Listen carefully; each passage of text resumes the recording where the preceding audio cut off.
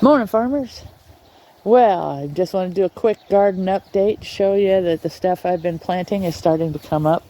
Finally, I moved the trellis from over there by the gate to here. It's the last remaining trellis. There's one that needs to be planted over there. The jasmine died. That winter was so hard, so hard. Cucumbers here are Boston pickling and the green beans. On the other side, it's true lemon and green beans. In the center, there's the watermelon starting to come up over there. The squash is starting to come up here. I planted Algonquin squash here. It's vine. The surviving plants that came out of the 25 below for 2 weeks winter. So now these are the only ones that's left. There's 2 lacinados. Oh, maybe three. And at least 2,000 head that, there's growing new ones at the bottom. So I didn't want to, I just broke them off so that they could continue to grow. I don't know how many of them's going to make it. We'll see. The plums are doing really good. You remember this crazy little plum that had some kind of something going on? Well, I put bromide on it. Check it. It's starting to grow real. And for the first time ever, it has fruit setting up quite a bit too. The Bartlett pear, I don't know what's going on with this. No fruit set, and the flowers just pooped off, just completely burned off. This pear is starting to recover from the small miniaturization of the leaves, the miniaturization of the fruit, and I've been spraying it with bromide, and you can tell it is starting its recovery. I'm going to spray it a couple more times just to make sure. And you can see how much fruit is setting up on this. I'm going to make sure to give it extra water, extra food, and we'll see how this goes. Now this is pretty cool. I don't know how well it's going to focus. Oh, there's one. It's got a good... Look at that. You know what that is? That's a flower bud. The kiwi is going to flower and have fruit this year. God willing. Okay, so this is the first year for the nectarine to even bloom, and it's got fruit set up on it too.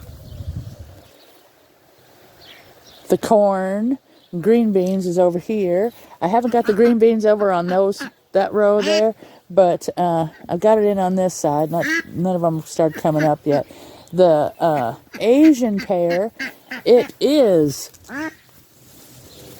setting fruit. This is the Moon Glow Asian pear, and it's got some, it's got some flowers that didn't develop into fruit, but it has some that are developing. So we'll see how that goes. That's the first for this one too. It was inside the duck pen, so it didn't get, everything it needed.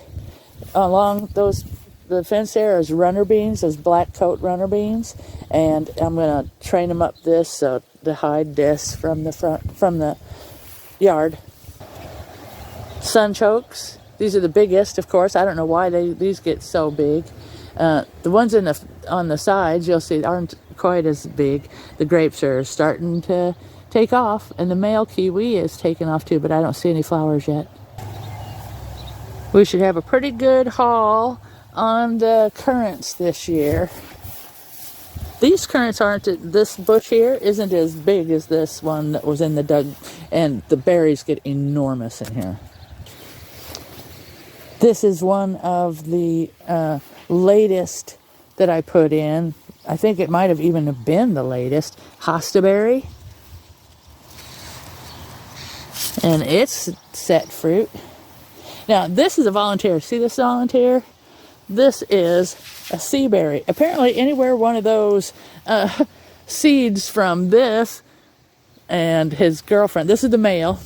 Anyway, wherever one of them seeds land, we get more. Now, I thought this was dead. Oh, I thought this was dead. And I was thinking about what to do about it. But I was here working. I was taking all the weeds out here. I found another volunteer. And another volunteer. And about 6 more under there I might transplant. These things are the best border fences because, see these thorns? The size of that. And it is razor sharp. So anyway, I thought she was dead. And then I saw these green, I thought there was another volunteer down there. Oh look, there's another volunteer behind her. Over there. But I thought this was just a volunteer. Turns out, look at that. She's actually alive. I fed her all winter long and watered and watered and watered, and I just have recently just gave up, and then boom, there she is. So I'm gonna be transplanting those volunteers around this fall if I'm still here. And woohoo, I'm happy to see that. Blackberry. Yeah, I fed it all winter, and it finally is going. See, because I was having a tough time with this one. I'm going to send the canes this way out to root them, so it'll come into the yard, and we'll make us a little wall here of blackberries. Look at the size of these two. Remember these two sticks I put in the ground? One Adams and one John's elderberry. Well, they have grown into one solid elderberry. And man, is it tall. Look at that. Really nice privacy here. The autumn olive struggled last year, but I think it wasn't getting enough water. But I still got 4 or 5 gallons of berries, even though that entire side, see the stump there? Entire side, it was way up here. It died, so I cut it off. Compost.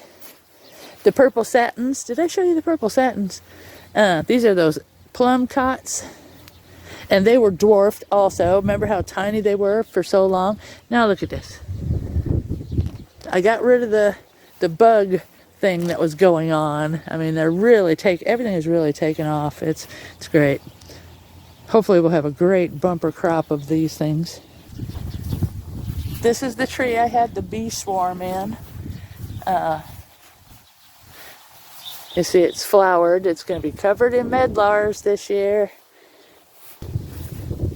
The cornelian cherries, both of them are set with fruit. The aronia berries from Norway, set with fruit. These things are always so heavy with fruit that they practically lay on the ground. That's another cornelian cherry. This isn't going to flower or anything yet, but it is growing pretty good finally. The other one over here, I got these both at the same time, and check that out. It's still that big. Because you remember the dog ate half of it at one point, and it's got broken half at another point, so I'm just trying to be real careful with it. Oh, and here's where the sunchokes start. I think I showed you this already, didn't I? It starts here. Nope. Goes all the way to here. All the way to the picket fence and to the corner. I'm going to be thinning that out, and I'm going to try and transplant. I know it's late in the season, but I'm going to try and transplant some of those sunchokes over there in the big, thick, wide part, and I'm going to put them over here as a privacy screen between me and the neighbor. You remember 2 years ago, I put those 2 raspberry stems in the ground here? Man, last year they bloomed and produced for like 6 months. It was late October and I was still getting berries. So now they go all the way over there, all the way over here. And there's something. There's the horseradish. It's gotten really big too. The flower garden, the corner thing there. Wow, it's amazing. I really am happy I got that medicinal garden in. Okay, farmers, well, that's it. That's what doing a little bit every so often for 5 years does. That's how much food you can plant in a yard that's 0.3. Oh, well, I guess actually technically because they count the parking. They don't count the parking. I don't know how that works, but suddenly, anyway, it's 0.28 acre So a little less than a third of an acre, and this is how much food you can grow. So farmers, just remember, you do a little, you can do a lot.